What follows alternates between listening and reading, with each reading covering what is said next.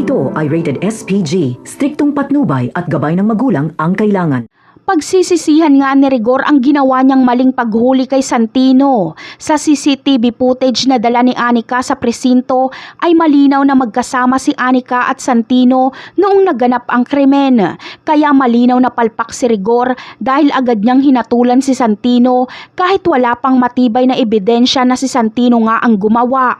Binugbog niya pa nga si Santino. Kaya naman, galit na galit si Suarez sa kapalpakang ito ni Rigor. Babalik ta rin niya si Rigor at kakasuhan niya ito ng police brutality. Dito na maiipit si Rigor dahil iaatras lang ni Colonel Suarez ang kaso kung susundin ni Rigor ang kanyang mga utos kahit mga iligal. Walang magagawa si Rigor kundi sumunod at tuluyang maging tiwaling pulis kesa naman mabulok siya sa kulungan. Sa mga susunod na episode naman ay magkakaengkwentro nga sila Ramon at Marcelo. Mauutakan nila Marcelo si Ramon at David kaya mapapaatras si Ramon. Pero makukuha ni Marcelo si David at mabibihag nila ito. Delikado ang buhay dito ni David dahil si Marcelo mismo ang papatay sa kanya bilang ganti ni Marcelo sa mga Montenegro. Ngunit eto na kaya ang katapusan ni David?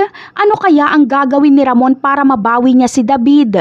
At paano kaya sasabihin ni Ramon kay Marites ang masamang balita na patay na ang anak nilang si Tanggol kung sakaling tuluyan nga ni Marcelo si David? Ito ang karma ni David dahil sa pagpatay niya sa anak ni Marcelo na si Bubbles.